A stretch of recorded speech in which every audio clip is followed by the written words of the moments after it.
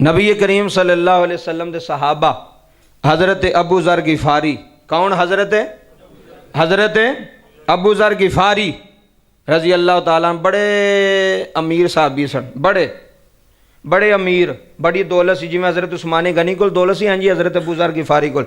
एक बंदा आ गया मुलाजम होण, नौकरी लभण, कहन लगा हज़ूर तुहाडे कोल काम शाम चलो डेरे डूरे ते है वे थोड़ा, तो ऊँठां शूठां दा बकरियां दा, ते मैनू मुलाजम रख लो, मैनू जरूरत है।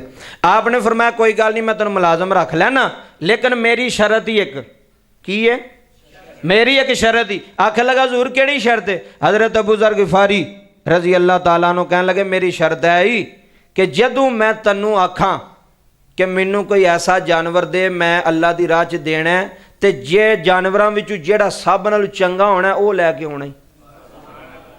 ऐ भी गल सुनो, अपने मुलाजम नूं पिआंदे ने वे जदों मैं सखावत करन लगा, जदों मैं अल्लाह दी राह च खर्च करन लगा, ते जेड़ा चंगा जानवर है वो लैके आउणा ही।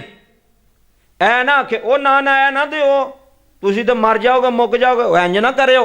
सुनियो गल, हज़रत अबू ज़र ने फरमाया भी कबूल ही। उन्हें कहा जी कबूल है, चल काम कर। ऊँठां दी उन्हें देखभाल करनी शुरू कर छड़ी। 2 दिन गुजरे, आपने फरमाया कोई चंगा ऊँठ लिया असां सदका करना है। हा उन्हें सारी नज़र मारी, जो सब ना सोहना ऊँट सी ना कीमती, उन्हें वो लैके आया, ऐ लो जनाब, दे छड़िया। फिर चंद दिन गुजरे, फिर दे छड़िया। फिर चंद दिन गुजरे, फिर जो सब ना अच्छा सी। वक्त गुजरता जा रहा। आखिर एक दिन एक बंदा मंगण आया, कोई जरूरतमंद सी। आपने फरमाया, वो मुलाजम ने फरमाया भी जी सब नाल सोहनी ऊँठनी है ना गब्बन, वो लैके आ ते एहदे हत्थ फड़ा छड़।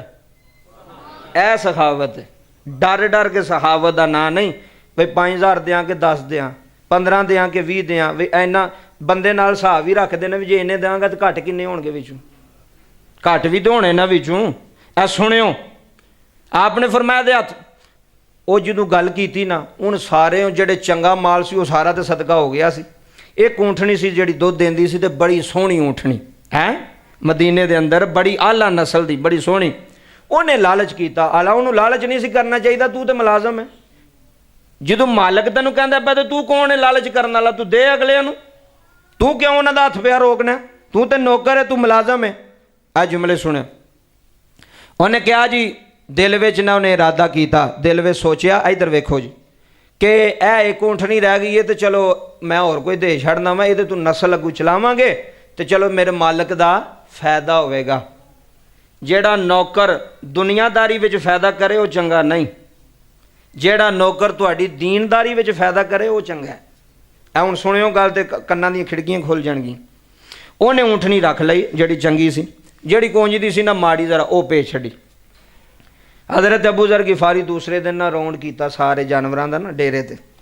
हुण जिहड़ी चंगी ऊँठनी सी वो तो किले ते बज्जी सी, ते जिहड़ी निकम्मी सी वो निकल गई सी। आपने मुलाजम नूं बुलाया, फरमाया इधर आ जी हजूर। फरमाया मैं तैनूं पहले दिन केड़ी शर्त रखी सी? हजूर तुसीं आख्या सी कि जदों तुसीं सदका दिओगे चंगा जानवर देना है, चंगा माल। आपने फरमाया जिहड़ी तू उदन दित्ती उहदे नाल बेहतर ते ऐ वे जिहड़ी किले ते वे। हुण अग्गों उहने की आख्या? उहने कहा हजूर मैं तुहाडा फायदा सोचिया है। की कीता है? हाँ, मैं तुहाडा फायदा सोचिया है। मैं आख्या वे कि तुहानूं नुकसान ना होवे, ऐस ऊँठनी तो असीं अग्गों नस्ल चलावांगे ते तुहाडा फायदा होवेगा, ते तुहाडी अच्छाई वास्ते, अच्छियां दिनां वास्ते, कि तुहाडे बुरे दिनां तो बचाण वास्ते तुहाडा यह काम मैं कीता है, तुहाडे नाल नेकी कीती है।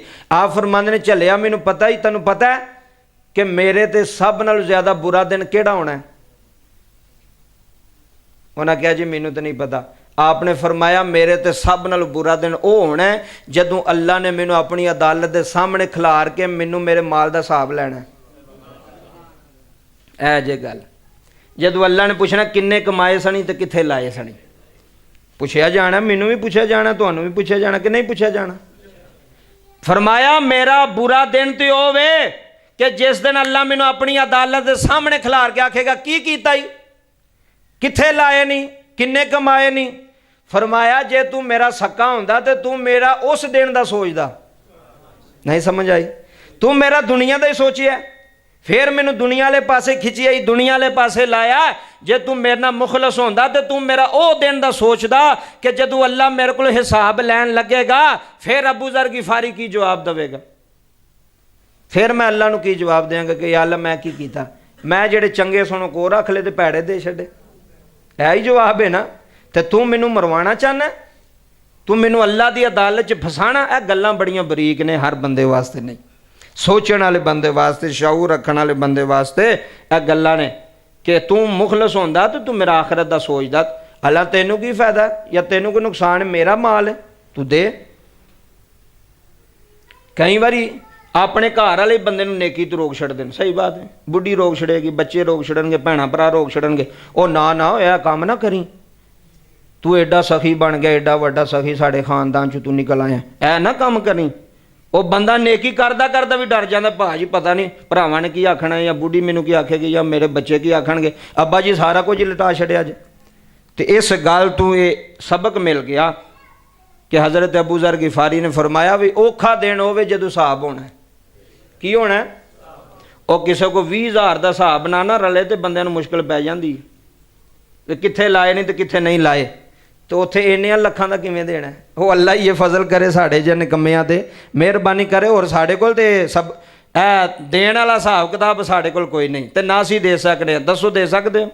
नहीं दे सकते। वह फजल ही है, वह करम ही। अल्लाह ताला सानू सारियां नूं इन्हां बातां ते अमल करने की तौफीक अता फरमाए।